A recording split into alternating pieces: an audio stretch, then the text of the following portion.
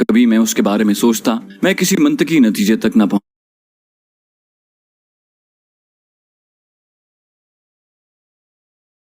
थी। और फिर मेरी एक बात पर खफा होकर वो मुझसे चंद दिन खिंची रही, लेकिन इस दौरान भी उसका रवैया किसी रूठी हुई महबूबा का रहा। मुझे जलाने के लिए हिंदू स्नाइपर्स के साथ घूमना, मेरी तवज्जो हासिल करने के लिए ऊट पटांग हरकतें करना, और फिर सुलह करने के लिए उसने खुद ही मेरी तरफ दोस्ती का हाथ बढ़ाया था। लेकिन उसका दोबारा मेरी तरफ मुतवज्जे होना किसी की हिदायत के मरहूने मिन्नत था, क्योंकि उसके बाद वो मुझे रात के खाने पर ले जाकर एक गैर कानूनी काम पर मजबूर करने लगी। क्या वो मतलब परस्त और खुदगर्ज थी? ये ऐसा सवाल था जिसका जवाब मेरे दिमाग ने हमेशा इस बात में दिया था, लेकिन दिल हमेशा इस बात की मुखालफत करता रहा। सरदार ने मेरी गायब दिमागी महसूस कर ली थी। तुम मेरी बातें नहीं सुन रहे? मैंने बेजारी से कहा, यार तुम्हारी ये बातें मैं 100 मरतबा सुन चुका हूँ। वो बोला, कोई बात नहीं, एक मरतबा और सुन लो। बेपरवाही से कहते हुए उसने अपनी बात जारी रखी।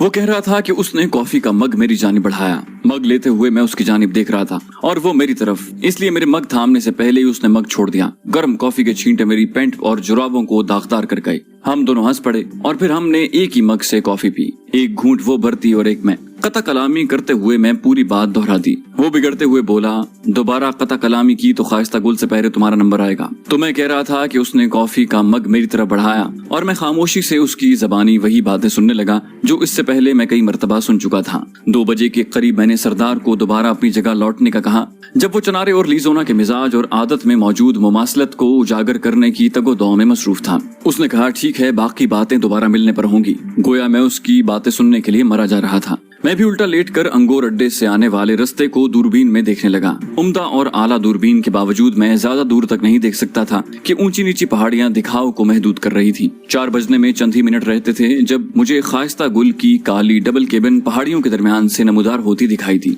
अकेली डबल केबिन ने मेरे दिल की धड़कन तेज कर दी थी। मैं चौकन्ना हो गया। अगले 10 मिनट में वो उस मोड़ के करीब हो गई थी जहाँ हम मौत के फरिश्ते के रूप में उनके लिए काफी देर से बैठे हुए थे। गो हम में 2-3 दिन तक भूखे प्यास से एक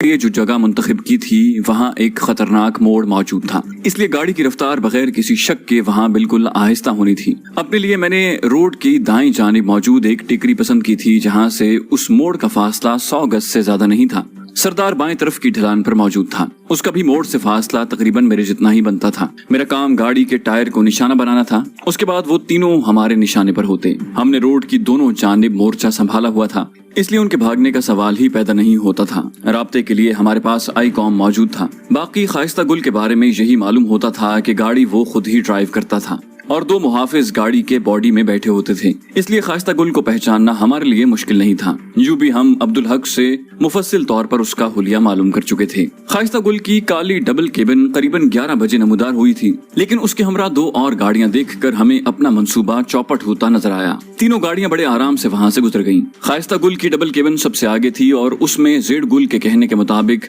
उसके अलावा 2 ही आदमी थे जो डबल केबिन की बॉडी में बैठे हुए थे। उसके पीछे भी 2 डबल केबिन ही थी और दोनों गाड़ियों में कम से कम 10-10 अफराद जरूर मौजूद थे। इन गाड़ियों के गुजरते ही सरदार अपनी जगह छोड़कर मेरी तरफ चल पड़ा। मेरे करीब बैठकर भी उसने मेरी तरह चट्टान नुमा पत्थर से टेक लगा ली। मेरा ख्याल है वापस चलते हैं। मैंने नफी में सर हिलाया, वापस किस लिए? थोड़ा इंतजार करो भैया, शायद वापसी पर वो अपने रोजमर्रा के मुताबिक फकत 2 मुहाफिजों के साथ ही लौटे। वो बोला, जब वो यहाँ से गए 3 गाड़ियों में हैं तो अकेला कैसे लौटेगा? मैंने कहा, जरूरी तो नहीं कि बाकी 2 गाड़ियां वापस भी लौटें। हो सकता है उन्होंने भी अंगूर अड्डे जाना हो और यहाँ से जाते हुए बस इत्तेफाकी तौर पर इकट्ठे हो गए हों। उसने कहा, चलो देख लेते हैं। थोड़ा आगे को खिसक कर वो लंबा लेट गया। सड़क की जानिब से हम आड़ में थे। अपने साथ हम सफरी थैले नहीं ला सके थे, वरना वक्त गुजारी के लिए चाय जरूर बनाते।